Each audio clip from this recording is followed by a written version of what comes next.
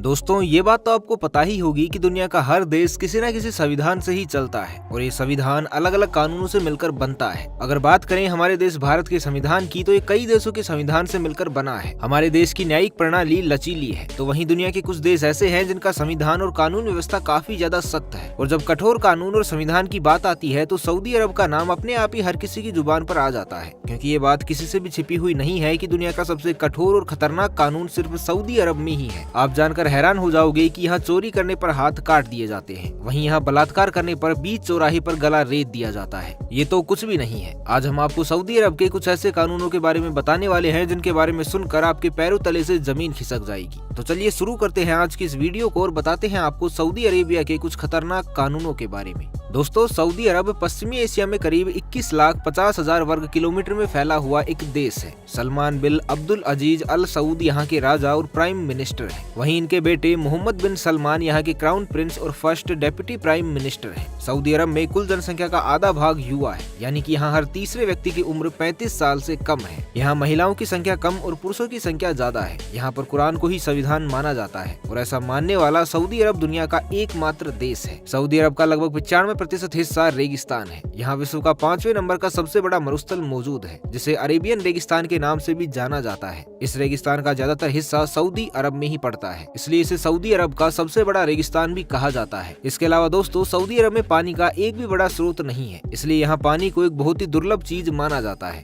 पानी की कमी के चलते सऊदी अरब समुद्र के पानी को पीने लायक बनाकर उसका इस्तेमाल करता है। लेकिन दोस्तों, यहाँ तेल के भंडार काफी ज्यादा मात्रा में मौजूद है, जिससे सऊदी अरब पूरे विश्व को तेल का निर्यात करता है। लेकिन आपको जानकर हैरानी होगी कि यहाँ पर पानी की कीमतें तेल की कीमतों से भी ज्यादा है। दोस्तों, सऊदी अरब दुनिया के उन चुनिंदा देशों में से एक है जहाँ की महिलाएं पूरी तरह से पाबंदियों में रहती हैं। उनके लिए कुछ खास तरह के कानून है। अगर वो घर से बाहर भी निकलती हैं तो अपने शरीर को पूरी तरह से ढककर रहती है। यहाँ महिलाओं को हर समय हिजाब में ही रहना पड़ता है। आपको बता दें कि अभी पिछले ही साल सऊदी अरब में एक लड़की का मिनी स्कर्ट और क्रॉप टॉप पहनकर घूमने का एक वीडियो सोशल मीडिया पर सामने आया था, जिसके बाद इस महिला को गिरफ्तार कर लिया गया था। दरअसल सऊदी अरब के कानून के अनुसार सार्वजनिक स्थानों पर ऐसे कपड़े पहनना अपराध है। दोस्तों, आप ये जानकर पूरी तरह से अचंभित रह जाएंगे कि सऊदी अरब दुनिया का एक ऐसा अनोखा देश है कि यहाँ अगर किसी महिला का रेप होता है तो दोषी को तब तक सजा नहीं मिलती है जब तक कि उसके खिलाफ 4 लोग गवाही नहीं दे देते हैं। यहाँ की महिलाएं गैर मर्दों से नहीं मिल सकती हैं। अगर उन्हें किसी पब्लिक प्लेस पर भी जाना होता है तो किसी घर वाले या घर के एक पुरुष का साथ होना अनिवार्य होता है। अगर ऐसा नहीं किया जाता तो ये कानून तोड़ने के दायरे में आता है और कानून तोड़ने वाले को यहाँ रूह कपकपाने वाली सजाएं दी जाती है। इसके अलावा अगर आप सऊदी अरब में पोर्न देखते हुए पाए गए हैं तो आपके ऊपर कानूनी कार्रवाई हो सकती है। यहाँ पर इसके लिए अलग कानून है, जिसके तहत दंड भी दिया जाता है। दोस्तों, सऊदी अरब में महिलाएं बिना पुरुष अभिभावक की अनुमति के स्वतंत्र रूप से बैंक अकाउंट भी नहीं खोल सकती हैं। सऊदी में अनजान पुरुषों से बात करने पर भी पाबंदी है। उनसे बात करने के लिए एक सीमा तय की गई है। इसलिए देश में कई ऑफिस, सार्वजनिक इमारत, बैंक और विश्वविद्यालय में लिंग के आधार पर अलग अलग प्रवेश दिया जाता है। साथ ही यहाँ महिलाएं सार्वजनिक तौर पर पुरुषों के साथ स्विमिंग भी नहीं कर सकती है। इसी वजह से महिलाओं के लिए यहाँ पर अलग से स्विमिंग पूल भी बनाए गए हैं। दोस्तों, अगर यहाँ कोई चोरी करते हुए पाया जाता है तो उसके लिए 10 साल से लेकर हाथ काटने तक की सजा दी जाती है। आप जानकर हैरान हो जाएंगे कि सऊदी अरब में दोषियों को पत्थर से मारकर, फांसी पर लटकाकर और कई अन्य तरीकों से भी मौत की सजाएं दी जाती है। इसमें दोषियों को तब तक पत्थर मारा जाता है जब तक कि उनकी मौत न हो जाए। अपराधियों के दिलों में खौफ पैदा करने के लिए पत्थर मारने वालों में पीड़ित के परिवार वालों और आम लोगों को भी शामिल किया जाता है। जब कई हजार लोग एक साथ उस दोषी पर पत्थर मारते हैं तो ये नजारा देखने में काफी ज्यादा भयावह होता है और ये सब कुछ आम लोगों के दिलों में डर बैठाने के लिए किया जाता है, ताकि आने वाले समय में वो किसी भी प्रकार की कोई भी गलती ना करें।